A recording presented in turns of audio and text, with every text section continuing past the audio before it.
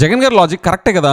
Cinema డైలాగుల్ని పోస్టర్లుగా పెట్టినందుకు ఇద్దరిని remand కు పంపారు. అడుగుతా ఉన్నా, నీకు అంత కష్టంగా ఉంటే సెన్సార్ బోర్డులో దానికి ఎందుకు పర్మిషన్ ఇవ్వాలి? డైలాగులు తీసేయండి. ఇంకా బాలకృష్ణ సినిమాలు, పవన్ కళ్యాణ్ సినిమాలు చూస్తే ఇంకా పెద్ద పెద్ద డైలాగులు, ఇంకా దారుణమైన డైలాగ్. వాళ్ళు ఇలా అన్నా తప్పే, వాళ్ళు ఇలా అన్నా తప్పే. సినిమాలు ఎందుకు తీస్తున్నారు స్వామి మీరు?